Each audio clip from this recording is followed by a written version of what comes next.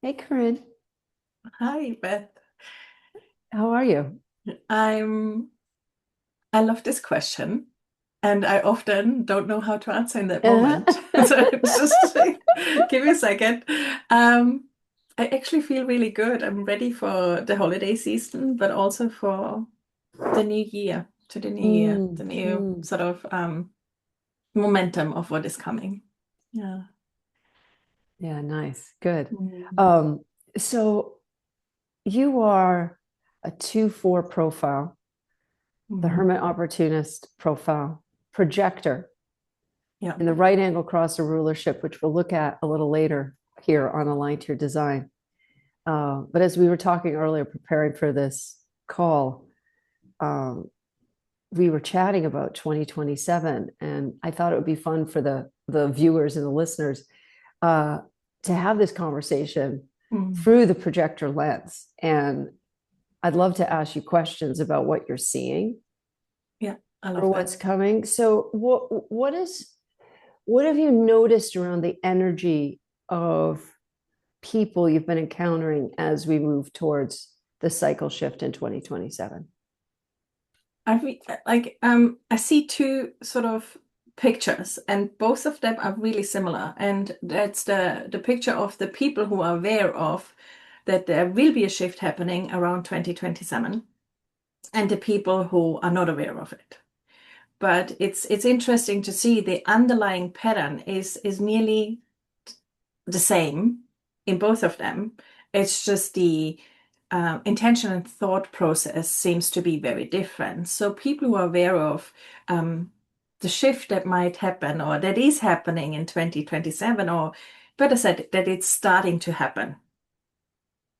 It's like they seem to rush and scramble out of fear that they need to fix and sort and get all the ducks in a row. And while doing so, they make mistakes Mm, and then they have to go back and try to fix them.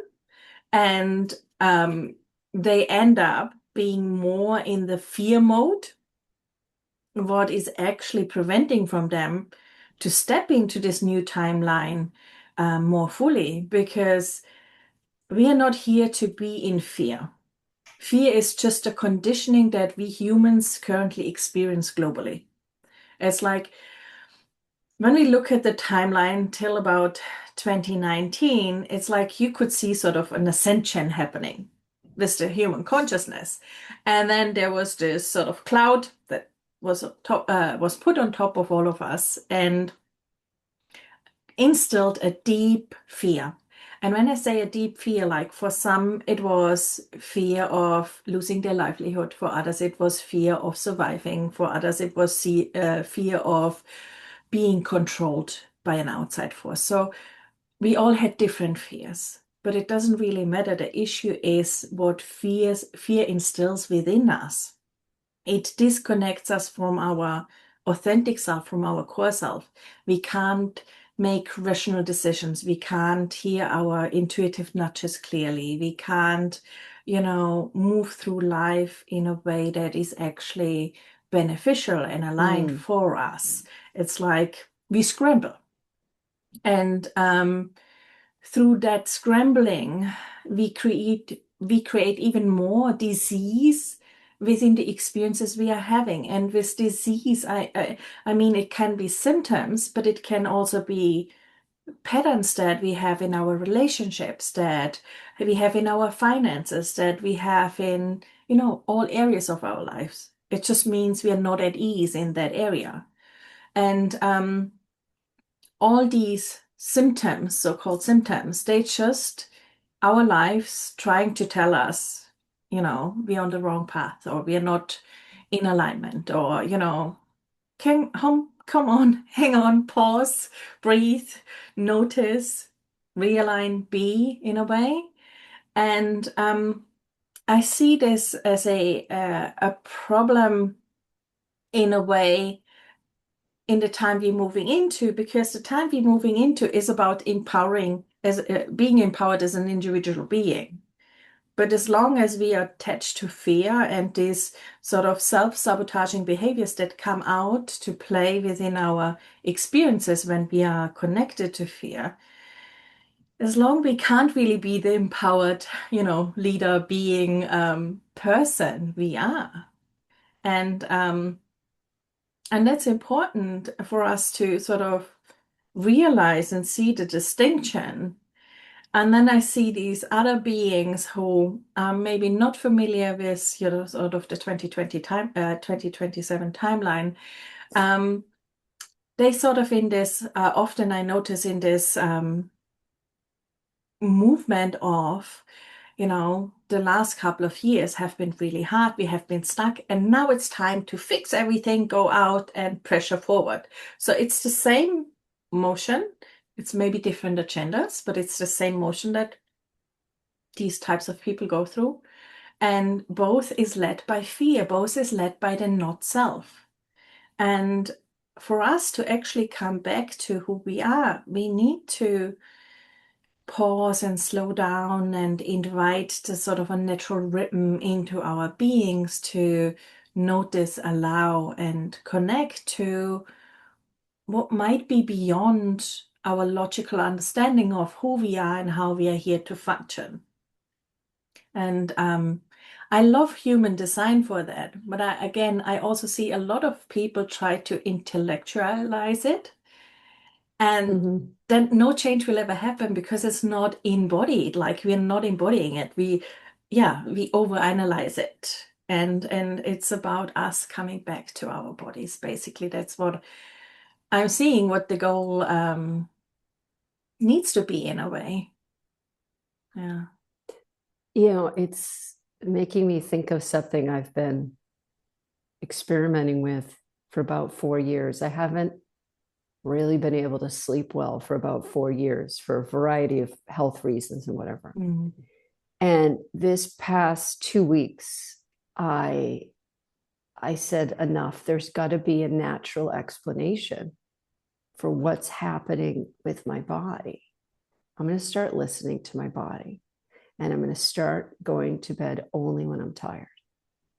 Mm. It took about 10 days, and I discovered that my actual sleep rhythm is to fall asleep somewhere between 2 and 5 a.m. and sleep to somewhere between 10 and 1 a.m. And I was thinking back to trying to go to school as a kid and how miserable it was because I wouldn't fall asleep till late. I had to get up early, so I'd have 4 or 5 hours of sleep. I would try to stay awake in class. It was tedious. Then I would come home and I'd fall asleep for 2 more hours. Then I got to college. I could do whatever I want. Sure enough, I just naturally up all night. And I did all my afternoon classes if I could. I almost never had a morning class if I could help it. Then in my 20s, I noticed, I would work late afternoon jobs and I would fall asleep till 3 a.m. So I was having these memories. So over these 10 days, I finally just been going to sleep at 4 a.m. Loved it. At 4 a.m. And today I woke up not feeling too well because I hadn't fully rescheduled everything. And I literally had to reschedule the morning appointment. It's probably going to cost me a late fee, but I didn't care. I was like, I've got to stay on this train of honing in on my sleep. And so I can report I've now slept 2 nights in a row, 7 hours without any kind of sleep aid, without any breathing help, like real sleep. Which brings me to human beings sleep on different rhythms, right? Mm-hmm. There are night people and day people and midday people. And I'm a night watcher person. It's like a genetic thing, right? Like I'm from a line of night owls. And when we try to go against that, especially with sleep, it has a cascade effect on our whole life. Yes. So I wanted to share that like talking about the body principle, I made a decision. My body's now in charge.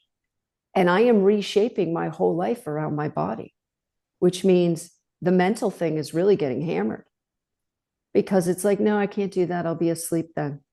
Or, yeah, no, I don't want to do that because I'll be working at 9 p.m. at night. But I'm absolutely over the moon. I could feel this calm come through, not just my body, but my whole space. being genuinely aligned to my own rhythm, right? Not just the physical sensation, but the mental, psychological resonance and the heart resonance of honoring what my own body needs. And see, the majority of people, they can't even arrange their own schedule to their own body. They're still trying to be morning people. And only a certain percentage are morning people. You know, people are like, oh, you got to follow the sun. I'm like, not if you're a night owl. Well, yeah, but you're following it different. And so apparently there's all these different windows that people go to sleep, like early, mid, late, around the wheel and of the day. And that's just one aspect of embodiment. Yeah. And Like it's really, a crucial aspect. Yes, it's huge. Yeah, go ahead. Yeah. What do you say? It's like, when we look at the physical sort of pathways within our being, what happens, like how the nervous system works, how our subconscious works, how our, physical processes work. They all start with how good our sleep is. Yeah.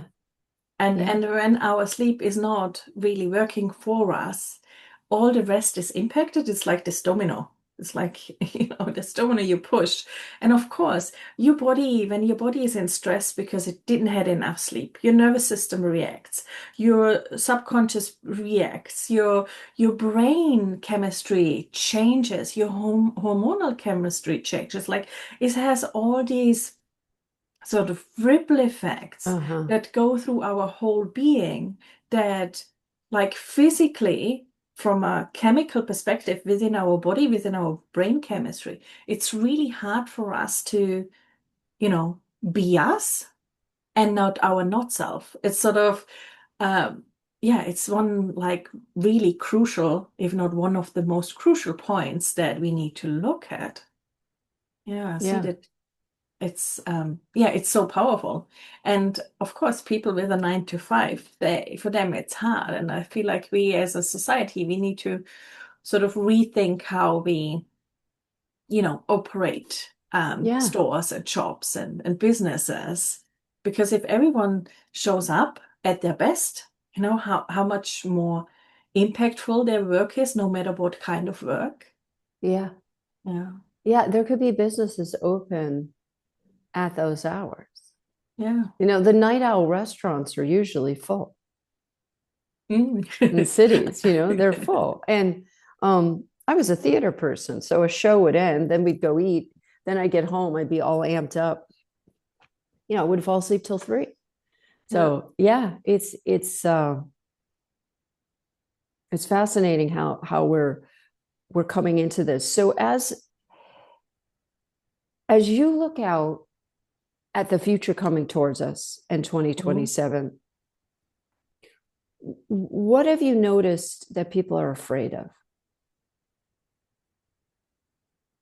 The different level of things. Again, like usually fear we can put into these 3 categories, like fear of survival, fear of our livelihood, and fear of being sort of told what to do by something that seems to be greater than us, like government or whatnot. And so depending on like each one of us has sort of a drive into what kind of fear they feel most connected to. And depending on what fear they're most connected to, they will react to certain incidences. And so what I see is people feeling, especially when they're aware of the timeline of 2027, is they go into all or nothing. They into all or nothing thinking, and then they behave a little bit erratic in a way. Okay, we will not have any cars, or we will not have, all sorts of things. And when we approach something like this, then no matter what we create, no matter from what fear-based we create, it can't be sustainable because it's from the not self. No matter how good our intention is and how well-meaning we are and how prepared we think we are for whatever scenario they are most afraid of. It's like we are not in the driver's seat of our life. So how can What was that? What did you just say? we are not in the driver's seat of our Driver's life. seat. Okay, yeah. Yeah. Because like, yeah, our not self is in the driver's seat. Our fear is in the driver's seat. And the issue I see there is like, again, no matter what we create, it's not created from our authority. So it can't really work for us. Because when we go through life following our authority, for me, it's the spleen. Like things need to feel right, they need to feel safe. Um, but what feels safe to me doesn't need to mean anything for anyone else. And that's what I had to learn. It's like, and usually it's spot on when it doesn't make sense. But Hmm. when we're in the not self, everything needs to make sense. Our egos try to hold on to something, or excuse me, our little gremlins, or however we want to call them, trying to hold on to something that is not meant to be held on to. Hmm. And that's where I see problems happening. It's like, you know, I just recently spoke with a friend of mine, and she's very big on, everything needs to be in walking distance. I need to arrange my life now so I can do everything in walking distance, and so on and so on. There is nothing wrong with it. But then, if our ego or our gremlins tell us that out of fear, and then we don't hear the whispers that our body and intuition is pushing us towards to, maybe it's not about walking distance. Maybe it's about the right place, whatever that might be. And maybe you need a bicycle for that, and Hmm. not a walking distance or whatever, you know?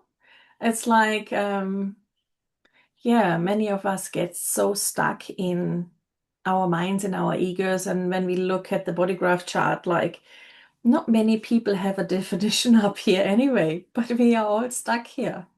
And that's normal. That's a normal reaction that happens, like I said, chemically and with, yeah, with our subconscious behaviors and then our nervous system reacting to that.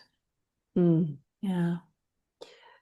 If you were the ruler of the free world, what are some of the improvements or shifts you would want to see? I would love to see people approaching their life not from a fixing sort of mentality, not through a fixing mentality, but from a feedback mentality, meaning using the lives, their experiences, their patterns as feedback loops. Because then life can become medicine. Hmm. It's what we every day, like our micro habits, what we every daily doing, what we experiences, how we decide, how we move through our lives.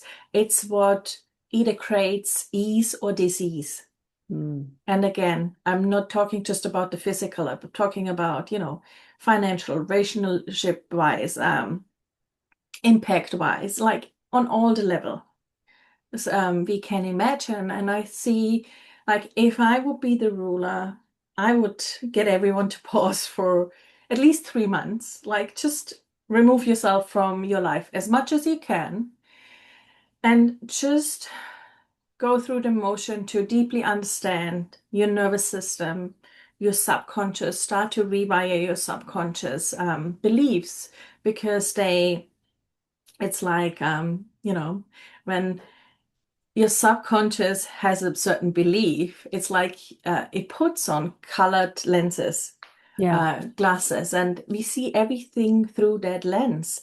And of course, we can't see it clearly. And of course, we see it through fears. And of course, we see it um, in a very distorted way. So, how can we make aligned decisions that serve us where our nervous system is able to be nourished? And I actually deeply like the sort of the trend for nervous system regulation. I'm I I don't like it because the focus is again on control and fixing. Uh-huh.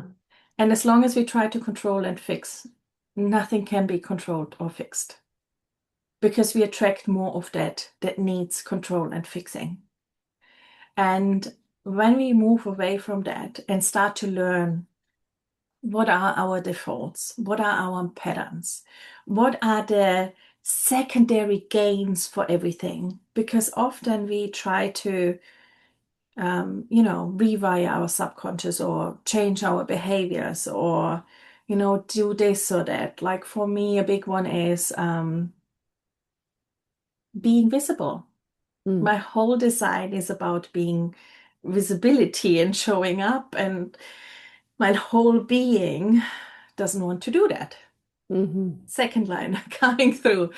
And once I realized the secondary gain why I didn't want to do it had nothing to do with visibility, but had to do with a fear of losing freedom to just, do whatever I want. Mm-hmm. Mm-hmm.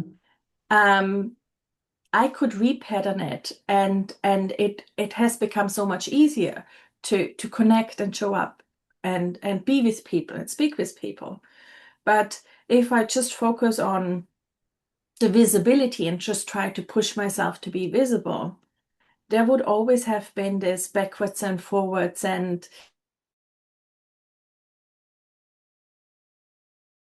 but when we take this pause for ourselves and use our life as a friend, a friendly being that tries to communicate with us and share with us how we can do things differently, then we can look at these secondary gains that might play out or fears that might play out and address them. And then we can actually truly build a life that is deeply nourishing and fulfilling for us, that creates ease. And by ease, I don't mean everything is always perfect because we're human beings. Like, our experience is, meant to be having a duality in it because we can't fully experience joy if we're not okay with grief or sadness at times. Mm-hmm. But allowing that, I don't know, 3 months or whatever, however long it takes to sort of rewire our experience and get deeply to know our patterning, we can actually start to fully embody our design. We can actually start to fully show up in life. And then we are of service because, yeah, as we show up, we sort of give permission to show up, for others to show up in their sort of overflow and not their Mm-hmm. lack. And that's a big problem. Many people give from lack, they mean well, but we can't fully give from a lack. We need to give from an overflow and from a deep connection and service to others. But that service needs to start here Mm. with each and every one. What would you say are the fears that seem legitimate and the fears that maybe you're noticing are delusional or distracting? That's a good question. Well, having so much definition in my spleen, like there's a lot, there could be a lot of fears that we are facing, and I think all of them have some, value. Mm-hmm. But it's when the fear, no matter what kind of fear, when the fear is running our lives, then it's not working because a fear is basically just here to, if the fear is honest, if the fear is real, it's usually here to tell us stop for a moment, either run or change something or do something. But then it should be as soon as that moment has passed, we should be at ease again. Mm-hmm. Mm-hmm. Right. And then a fear is true and is valued. But if we are always in fear of, oh, what will happen next month? Or can I pay my bill? Or can I, what will my body do? Um, when the fear is based in the past or in the future, then it's actually not a valid fear because we are not in the past, we're not in the future. A fear is valid when the fear is now. And yes, we have to pay our bills. And yes, we can worry about paying our bills. But worrying about paying our bills or doing things or being able to go to seek help, doesn't change our life for the better. It's more keeping us more stuck because it's focused on what we don't want. And when we are able to rewire this fear and allow fear to be present when it's needed be in the now, and the rest have an openness for the universe to bring in what we need, then we don't need to be in fear of, certain things that are in the future. But it seems to me that this whole worried about paying bills is in of itself a toxic Very, control mechanism. yeah, Because the majority of people I meet, that's what they talk about. And I say to them, I'm like, you do realize that's the number one conditioning tool. yeah, Like until you break through that fear that you can make your way. yeah, I feel like the majority of humans are still stuck in survival fear. And that's not even what we're here for anymore. yeah, absolutely. And I feel like the sort of the conditioning, especially from the like in general for hundreds and hundreds of years, but especially the last 5 years, was actually to sort of instill it even deeper Yeah. and sort of create little good behaved cheapies. And so, um, well, I feel like, if we had one of the fears that I mentioned before, it might seem absolutely valid to sort of be in that motion, but it's not how it is anymore. And we have always the choice to make a change. We sometimes don't feel like we have the choice. And the choice is something we have to give ourselves. Yeah. Yeah. Yeah. And and Absolutely. and also like when we could talk about capitalism, but I don't really like to talk about all the negativity because it's there anyway. It's more about finding solutions how to do it differently and not being sucked into all the negativity because um, while I feel it's crucial to address our emotions and not deny them, it's not crucial for us to ruminate about something that we can't change in that moment. It's Right. rather about going out and find solution rather than fighting. And so maybe a solution is I move somewhere else where it's cheaper. Mm. Or maybe a solution is like there are always solutions, Yeah. but when we in fear, we can't see them. Right. And we can't hear our sort of, we can't hear our life or our body sort of actually showing us and pulling us into that direction where we supposed to go or need to go to be Mhm. in alignment with who we are. Yeah. I need to just turn something off here that's flashing. Sure. Just flashing at me. I'll make it stop flashing. There we go. Um, what drew you into service work, into coaching people? What was the impetus for that? That's a good question. Um, it's like just so many different things. Well, I could always see energy since I was little, so I could always see uh, sort of patterns. That was my gift, and it scared me as a kid because seeing sort of energies and patterns in human beings, like symptoms, before they actually knew that there is going to be a symptom, it was actually really scary for me because seeing something and knowing what to do about something is two different things. And so I started very early trying to understand certain things. So I started studying family constellation work, sort of ancestral healing, when I was 16.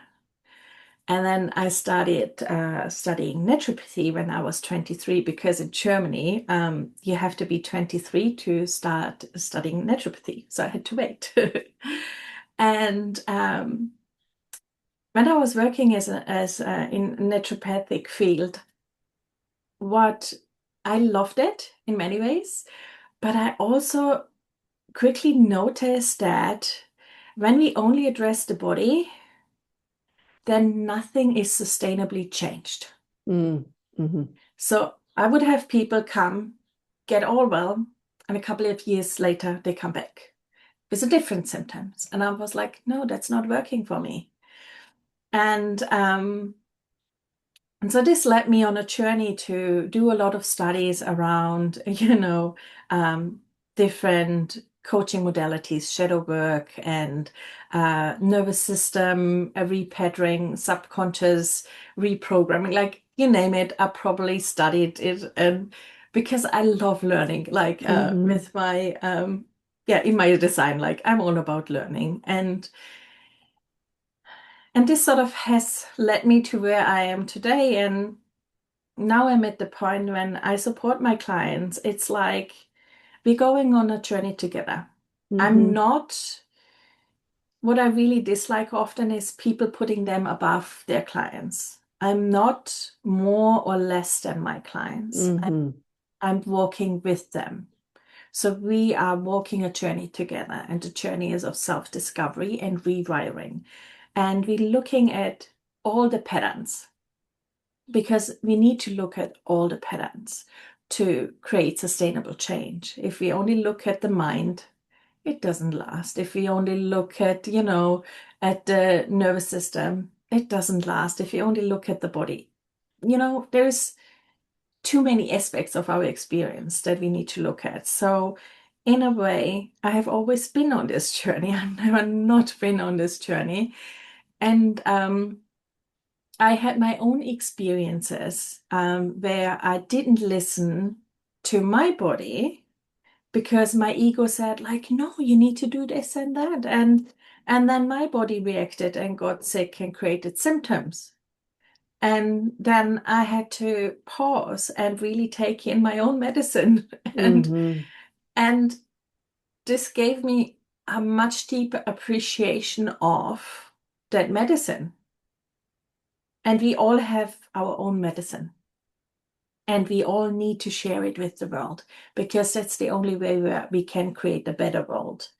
And I feel like it's probably where I feel mostly alive in is helping others who are here to help others to become their own medicine, to really deeply repattern, rewire their experiences so they can move through life from overflow and give from overflow. And not sure if this answered your question, but It it's did. like, It did. Yeah, I'm yeah, wondering, it's a journey. it's beautiful. Can you give an example of what you consider a sustainable pattern? Like be specific about that. Make it real. Make it 3D Make for it me. real. Yeah.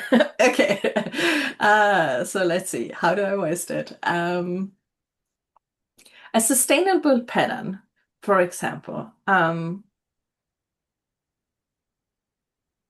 I think I start a little bit differently. Maybe that's helpful.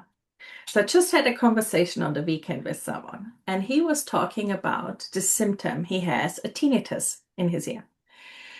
And he was talking about addressing this tinnitus in his ear. And he said, like, he's feeling so much better. It's still there, but it's much better.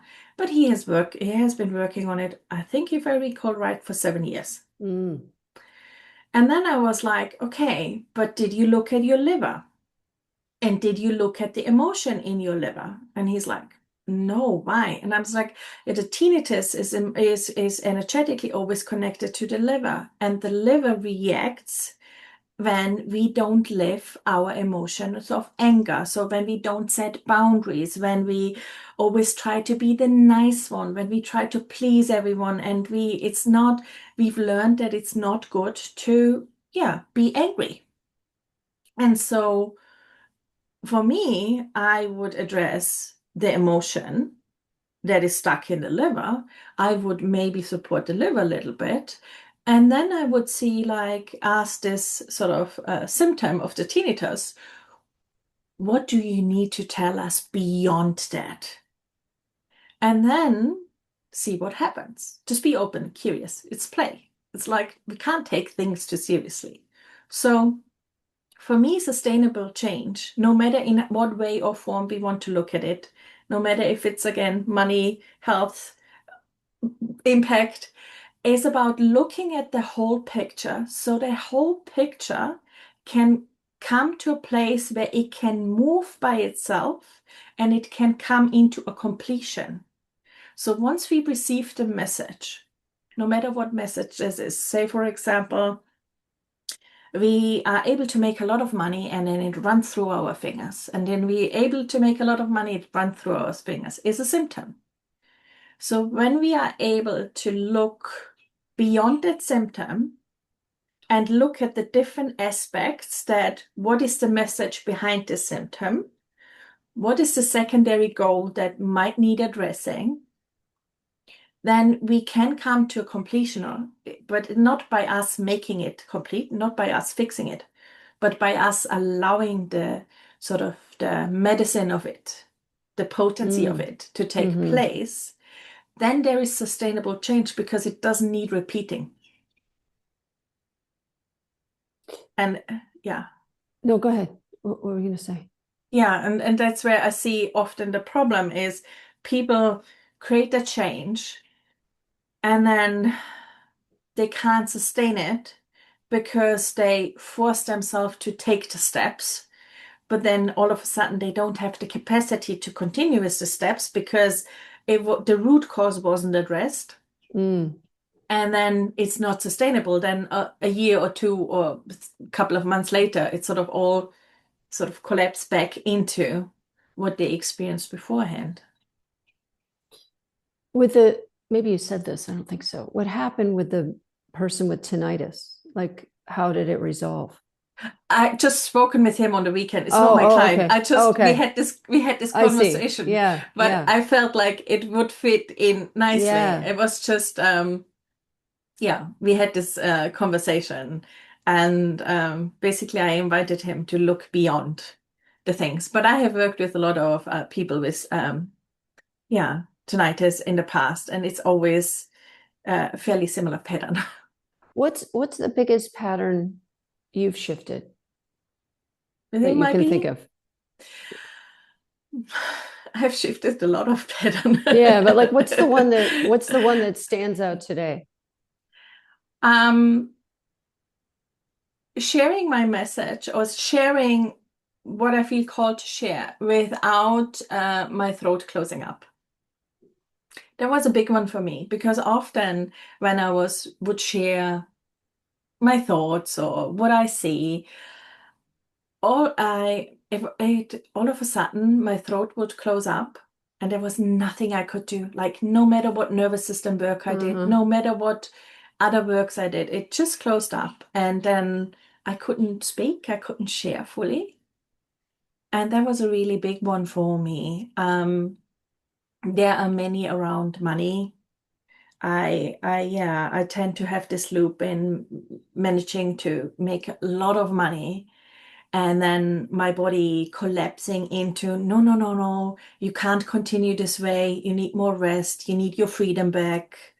And yeah, I had to do a lot of work in allowing myself to fully receive support, uh, to feel like I'm not losing my freedom. And Mm-hmm. what I mean by that is like I had this sort of underlying secondary belief in a way, if you want to say so, where I felt like if I receive support, it's not safe because it's there is a condition attached to it. And once Right. I rewired that, the support I received changed. So I didn't have the feeling anymore that I need to choose between freedom and being of service. And yeah, there are many different things. Another one that was really interesting that was recently, I had a meniscus surgery a year ago, and I did all the rehabilitation, but the pain never fully went away. It just didn't. And so I looked in the secondary goal of, okay, what does it want to tell me? And it was connected to the goal of having an excuse to tell people like, my knee's not doing so well, I gotta go home. And once I and the knee again, we can look at the knee. The knee is always connected to feeling stuck. And it was an area where I did feel stuck of always having to choose between things. Can I choose to rest or be of service, as an example? Once I released that, I didn't work on my knee, but the next morning I got up and the knee pain was gone. It's like Mm. really fascinating. It's probably not as 3D Oh, that's as pretty 3D. okay. Knee pain's pretty 3D. Yeah. But it's like it seems it's the small things, but it's not. It's the small things that add up to the big picture because that's Yeah. the experience we are having. It's like when we always deal our being a percentage down, a percentage down, a percentage down, it's just a percentage. But all these percentage add up, and then the experiences we are actually having in our lives are so diminished by what we could have. Hmm. Yeah. Yeah. And it also occurs to me that projectors truly need a lot of rest because you're processing so much Mm, data through your yeah. perception, right? You're Yeah. designed to take in and penetrate, absorb and penetrate the environment, the people, and process that data through your system. You Mm, do need a lot of rest, and you could collapse taking on too much. So, as you were yeah. sharing, I'm thinking, well, the other side of that is maybe there's nothing wrong at all. It's like calibrating for the fact that you cannot, uh, or your body does not. Let me put it that way. Your body has limits, right? And your body is saying to you, how do you structure things so you don't get exhausted, right? Yes. But also set boundaries with people to say, no, I can't make it, No. right? Mm. Yes, and there is another thing, like when we just look at the body, what my body is telling me, because there's so much more, like I have so many feeling sort of definitions in my thing. I feel everything. And of course, they can be exhausted, but then also what means rest? I'm the most rested and the happiest if I'm able to go horseback riding. Mm, It's an activity, but for me, it's restful. But when I'm in my not self, when I'm stuck in all these beliefs that are not serving me, then rest is me being on the couch, zoning out in front of Netflix. But then I wonder why I'm not rested. hmm. And so I totally agree with what you're saying, but it's also what nuances Yes. is happening. It's like, is it actually really restful for me? Or am I not having the capacity to do the rest that actually is needed for me? Um, because of all the other programs that run the show for me? Or do I have the capacity to actually rest in a way that is deeply nourishing? I love that rest in a way that's deeply nourishing. And it's more Yeah, nourishing for you to ride horseback than veg on the yeah, couch watching TV. yeah, Yeah. Yeah. Oh, all right. Well, I was going to bring up your chart. So we have yeah. about, oh, wow. We've talked for a while. Yeah. So we have about 15 more minutes. So was there Sure. something you wanted me to look at in your chart? Or Um, did you have like a particular area of interest? Well, I always love how you look at my chart because it comes always through a little bit different and it's always what I need to hear. So I'm Mm, totally open to okay. anything that you pick All up. right. Great. Yeah. Okay. I will bring it up here. This is fun. I love being with you. And I have a feeling those listening are enjoying it as well. Okay, so here's the summary, right? And Yeah. um I think it would be interesting to just talk about cognition. Mhm. Cognition. So when we look up at your chart, here it is, cognition, feeling. Yeah. Yeah. So I want to preface this with you have splenic authority because Mhm. you do not have authority in the solar plexus or the sacral. So we go to the spleen, and yes, you have authority there. We kind of work our way around on what the authority is. So we know it's not solar plexus authority because, or emotional authority, because the solar plexus is not colored in or defined. The sacral, the big generator motor, is not colored in, but your spleen is. So you are splenic authority, which is that Mhm. knowing in the moment that comes through the senses. However, cognition up here, fifth color in design, cognition is, oh, excuse me, that's not right. So I'm circling the wrong thing. It's this triangle here, the triangle. The five in the triangle is feeling cognition. And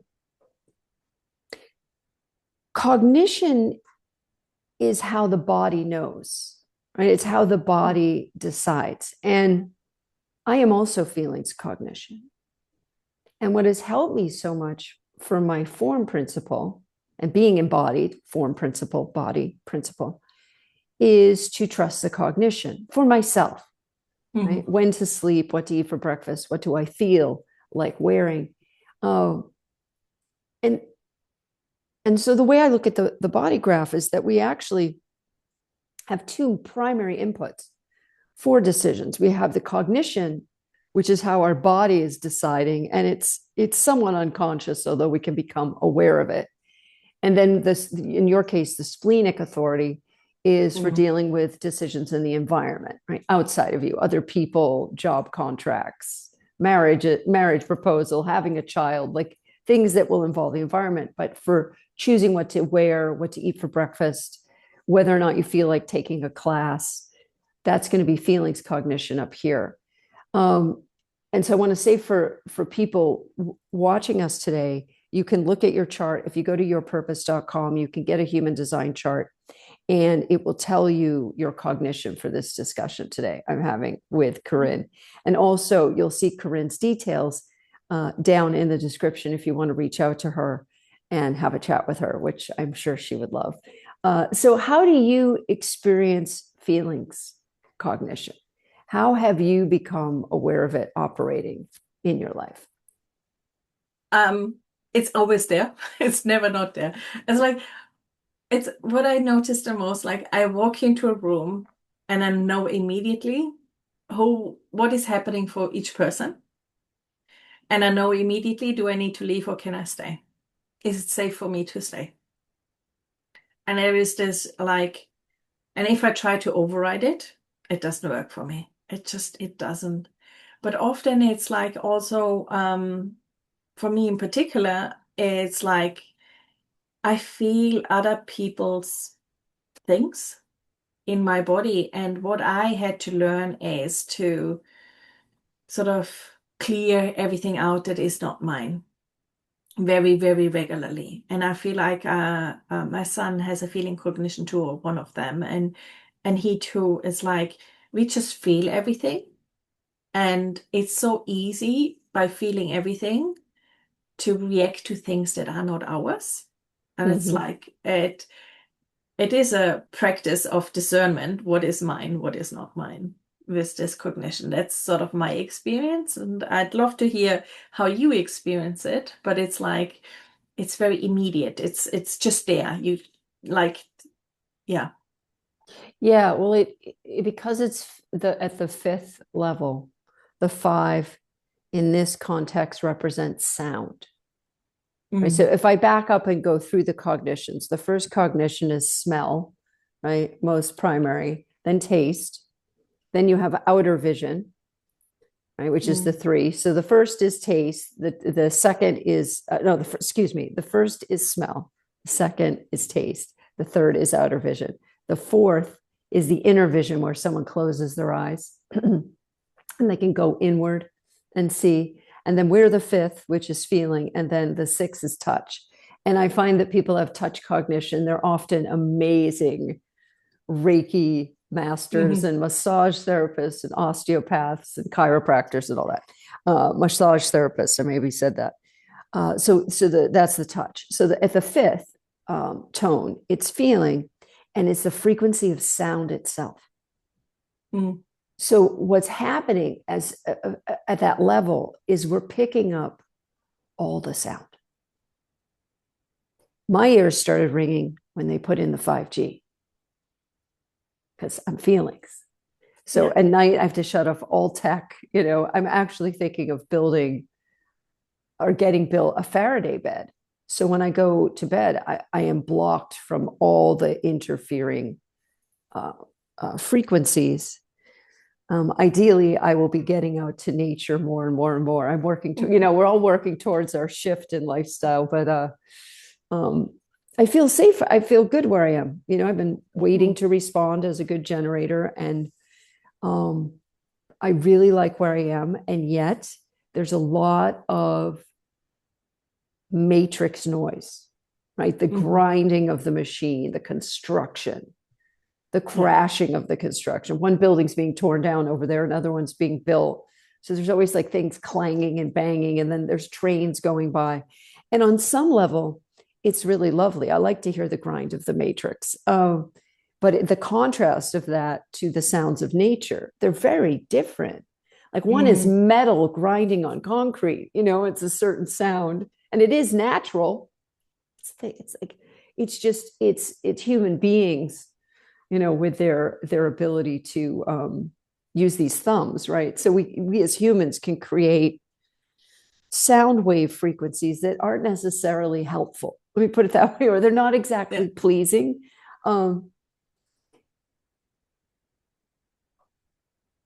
And I'm aware that as I spend more and more time in nature, again, like I used to in the past, and I'm definitely spend much more time outside now.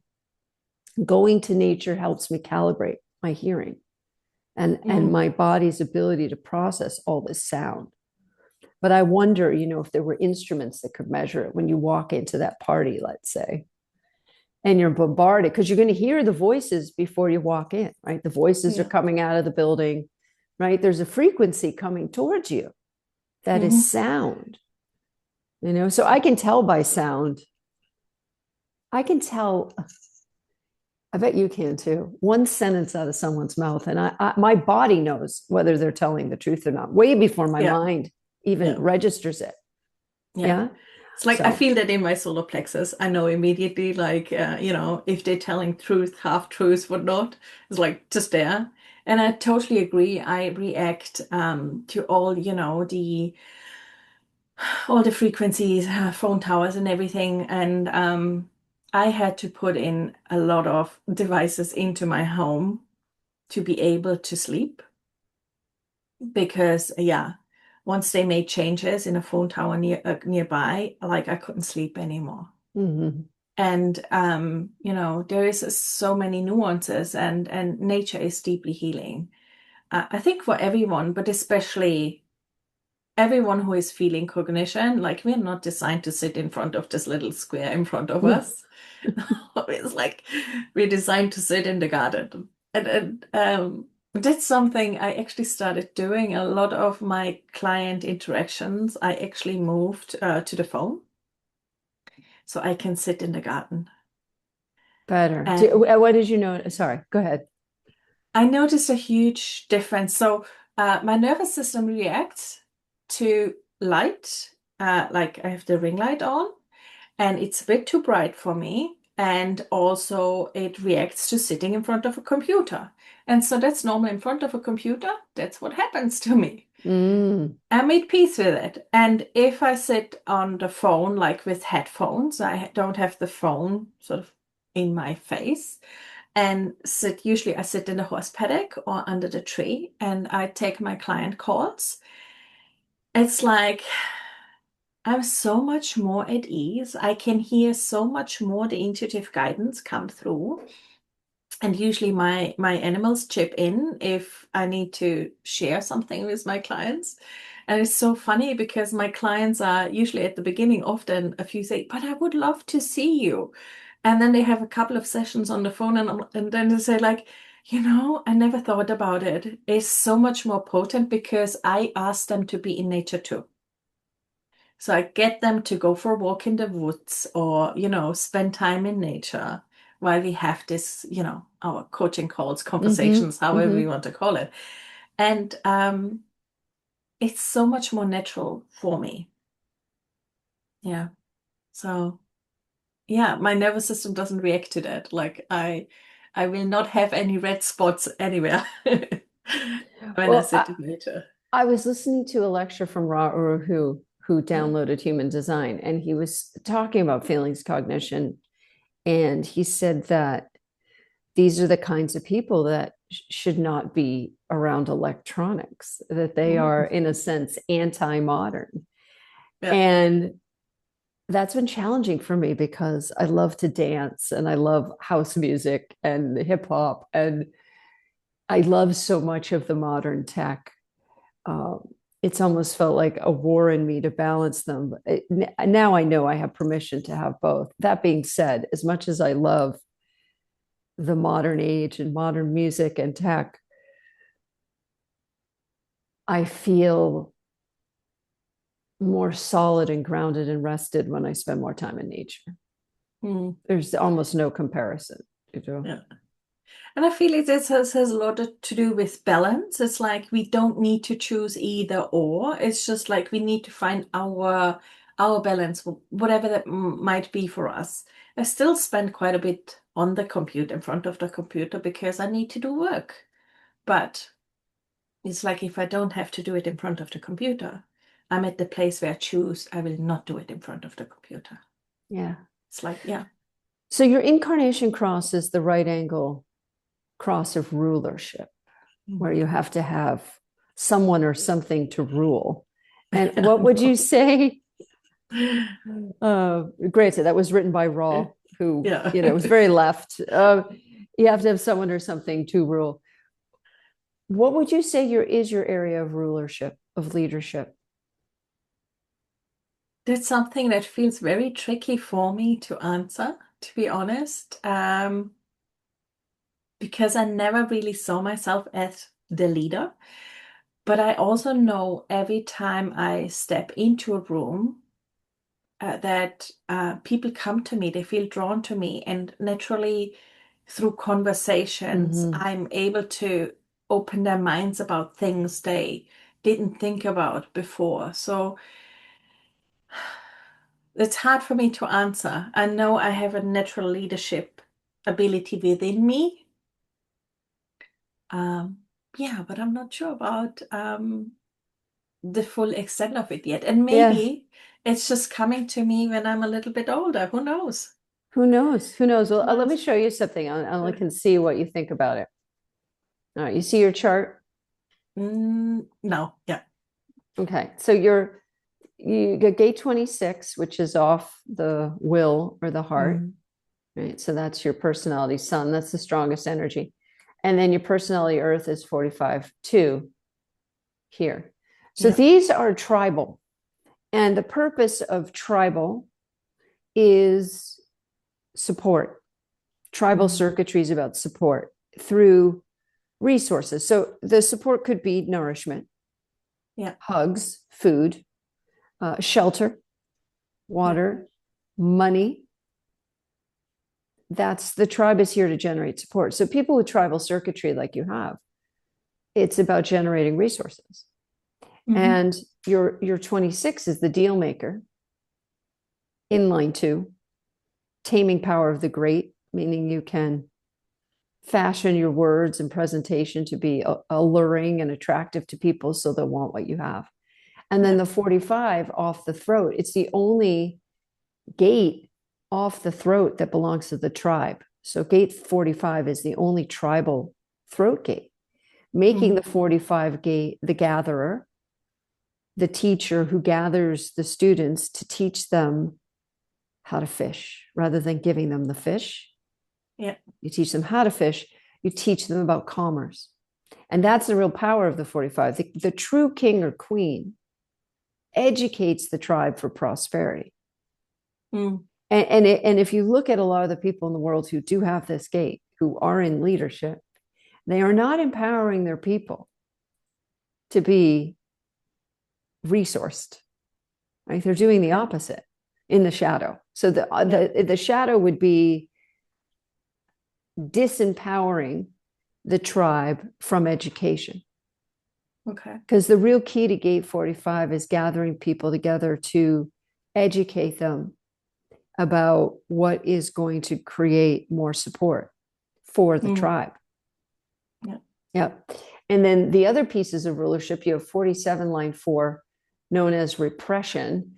And that's about being able to hang on to your identity, even repress parts of it so that it doesn't get eradicated. Yeah. You'll have this very strong ability to stay true to yourself. And then 22, line 4 is the hostess down here, called the hostess with the mostest. 22, the gate of grace. And it's in line 4. So you're graceful in community. So the way you would look at this, or I would look at this as, your 2-4, which is the hermit opportunist, very often called to build community, to be the queen of the community. And you are here to, in a sense, to teach your client how to do deals.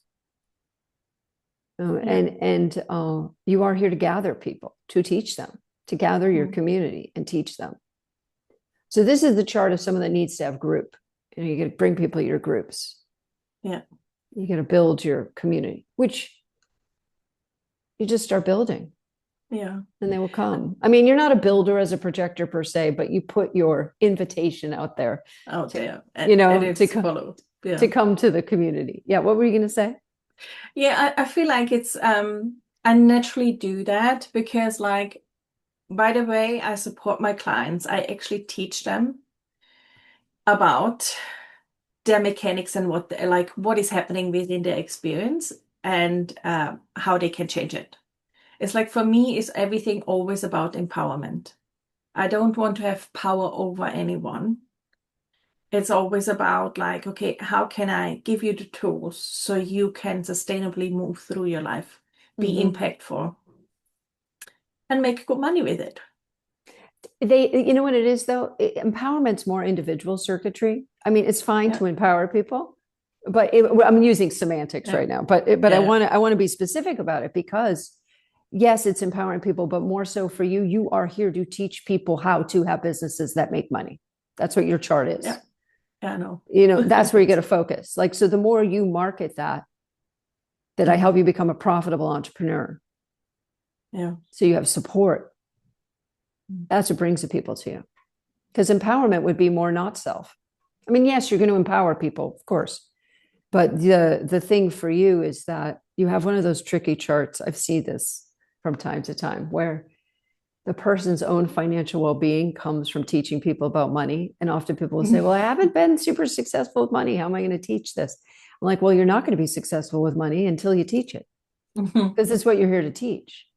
When you gather the people, that's when you make the money. So the thing is, Corinne, you need to gather people. I can feel it so strongly, right? Like the conferences, whatever it is, but it isn't about you. Yes, you're a hermit, you'll hide out sometimes, but you're very much here to have a community. Yeah. And I do feel it. And it's about, it's about greatness in a way. Having that ripple effect. But it's also interesting when you think about it. I do get that a lot, like people teaching about money, trying to make money. And I feel there is a distinction about it because it is about the approach. Like in the past, I focused actually on teaching people how to make more money through their wiring of the nervous system. And I was highly successful. I wasn't happy.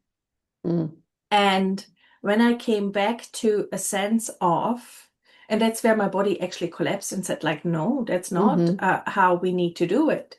And where I came back to, no, it's not just about money. Money is just a part of the puzzle. It's about the whole thing. It's about abundance in the body. It's about abundance in relationship. It's about, abundance in money. It's about all these different kinds of abundance, not just money.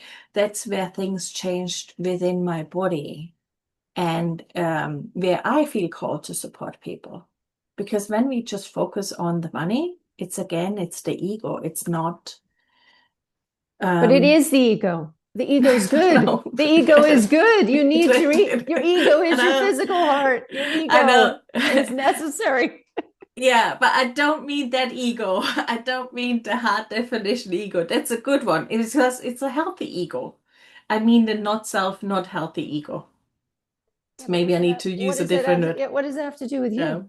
What does yeah, that have to do with you? nothing. Right. Yeah, I know I get what you're saying, but you've got that transmitter channel, right? That connects yeah, the spleen to the will. So I'm being very simplistic. It's not like, oh, yeah, you're here to teach money. You're a transmitter that helps entrepreneurs in whatever way yeah, you want to help them that they want help, right? yeah, The thing for you is don't hide too much because you're yeah, meant to gather, a decent sized community. And yeah. that's something you got to work on really consistently. It will happen. You just have to set up a container to build the community. Mm, Right. yeah, So that's true. I would invite you to see what your spleen says. What does your spleen say about that? Uh, I already set everything up, so Oh, good. it's yeah, it's just about some finishing touches. Yeah. Touches. Yeah. So I was hassling you about the ego. Go ahead and say, sorry. Go ahead and tell us what you're going to say about the ego, though. I want to hear it like from what I know what you mean about arrogance, right? Like about the mental place Yeah.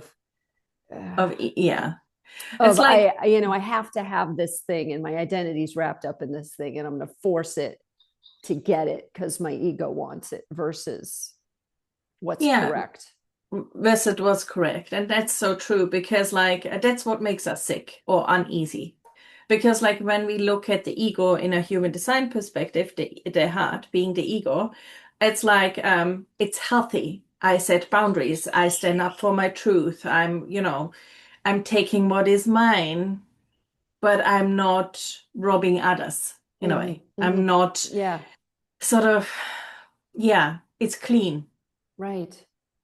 But if it's the mind as such, like if the ego, what I sort of referred to before, is just like the conditioning, the mind, or the sort of our gremlins or saboteurs that feel like I'm not safe if I don't hoard all this money. I need everything for myself. I'm not sharing. You know, that's what I referred to before because that's not healthy. Mm-hmm. That's not sustainable because it's not true. So the truth in it is different. The heart ego has a truth. And for me, it's also, yes, I come first. I need to resource myself first, but I also like others to be able to do the same. Mm-hmm. And yeah, but capitalist ego is different, or saboteur's fear-based ego is different. Yeah, Yeah, well, I think it's a difference between competition, yeah, which I think of as something that's competition in human design, like Gate 51, is an individual thing. mm, And it's about an individual doing something. So competition is often personal goals or sports, right? yeah, But it's become part of commerce. And it's mm, hard talking to people about this. Like, well, you have to have competition. I'm like, no, no, no, you really absolutely do not. It's a lie. It's a complete lie. And I watch my dad and he's in his 80s, and he'll get apoplectic, like, well, don't you have to have competition? I'm like, Dad, it's conditioning. Like, do you want to like really have this conversation? No, he doesn't want to have it. It's fine. A lot of people don't want to have it because the minute you start pulling the thread, right, the whole thing starts to come apart. yeah, But at any collapse. rate, I do have two questions for you before we wrap up. Sure. I love that painting behind you of the Thank you. horse. It's so amazing and it's like suits you. Um,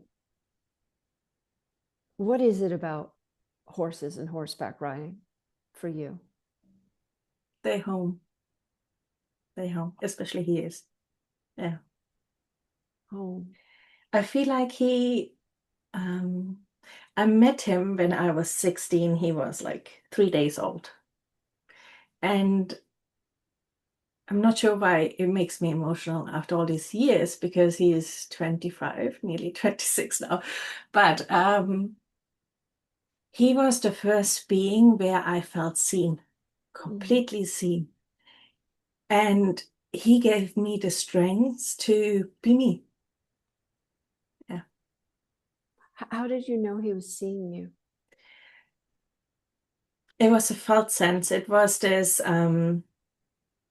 he was in the box, in a horse box in a stall, and he turned around and he looked at me and he beamed and we had this moment where we just stared in one another's eyes, and like I had this chills. And I have always been with horses, like horses are life-giving for me. And we had this moment, and it was really funny because at the time I didn't really had money to buy a horse. But then uh, the breeder of him, who I did ride some horses for, he noticed that and he was like, "That's your horse." And if he did something, like he was really naughty, like I got a call like, "Your horse did break this or that, come and fix it." And we had this like, I don't know, we always have this like, I think he shows, and he is this like master Zen teacher in a way that so many of the processes and downloads I share with my clients, or have been shared over the years, and the stuff I created is actually coming to me through him in a way. So it's like, yeah, it's really special. But also, when we look at it from more a logical perspective, like Heart Math Institute did this beautiful research where they measured the magnetic field of human beings and animals. And they noticed that the magnetic field around the horse's heart is 5 times bigger than of humans. And when we stand next to the horse, we start healing. We don't need to do anything, but we start healing. And the only other animal who does that is the dolphin. And it's like, I don't know. For me, they are magical. Yeah. This is just an aside, my business brain, but I'm thinking like with your work, be wonderful to have some videos made of you interacting with the horse. And then, I don't know, maybe you've thought of this, but like bring in one client at a time for a retreat with you and the horse and the client. Because it seems to me like the magic's sitting right there. I mean, that's what you're a ruler of, is this almost animal feeling wisdom, or that it's not even like you're ruler over, it's like ruler with is what it feels. It's more, the word I'm getting is power, right? So you're empowered, you're empowering the individual. And I feel that tribal piece is the courage, right? That's really what the tribal piece is about, is having that brave hearted courage to forge new trails, to ask for the sale, to offer a program, to work with horses, whatever that next fear threshold is. But anyway, that's just something I'm like, ooh, that would be so delicious, like to see on film what you do with this horse. And I feel that more and more and more people need to be in nature, work with animals, work with people experienced with animals. It connect, like you said, it's so healing. It connects people back. Yeah, go ahead. I do actually, every now and then I have a client to meet the horses, and I do sessions with the horses. It's not that often, but we are moving in the next year, and the idea is to be able to have retreats and make that more often, because it's magical. Yeah, well, we're going Chinese New Year is what, the fire horse? You have chills. You could have a fire horse year, right? Like that's your program, fire horse. So then there's these different, because I feel that your relationship with that horse, that's the power, right? That partnership is power. And it also, horses transmit, right? It's from the heart and the spleen, transmitting. Anyway, We could go afield on that. This isn't a coaching, this isn't a coaching session, but I do that on these whenever I do these interviews because I get downloads in the moment. So I'm just throwing it over to you. But what good timing! I mean, to really show people the knowledge of the horse because people want to know that now. More and more people know we're going to this fire horse year, but what does that mean? Why the horse? What about the horse? What as a creature makes them so horse? You don't have to answer me now. I'm just hypothetical. All right, one last question. Well, it's sort of a two-parter question to finish this off because you are a projector. The signature of fulfillment for the projector is success, and the not self theme is feeling bitter. And like, I didn't get mine. No one pays attention to me. Like bitter. Where are you feeling most successful as a projector, and where do you feel maybe you have some bitterness to work on? Or if you want, start with the bitterness piece and we'll leave on a high note with where you're feeling successful, especially for all of our projectors out there, because I want you to know, Corinne, I have this intuitive sense for the projectors listening because you don't sound bitter to me. I don't hear bitterness. I don't hear it. Maybe 2%, a little but I barely. It's very empowering for the projectors. I mean, you're transmitting to the projectors. Yeah. So bitterness can come through to me when I am over functioning, especially within my family. So I have 3 boys and a husband. They all have their own gifts and they're all generators, and all my boys are emotional. I have no emotional definition. So I'm sorry.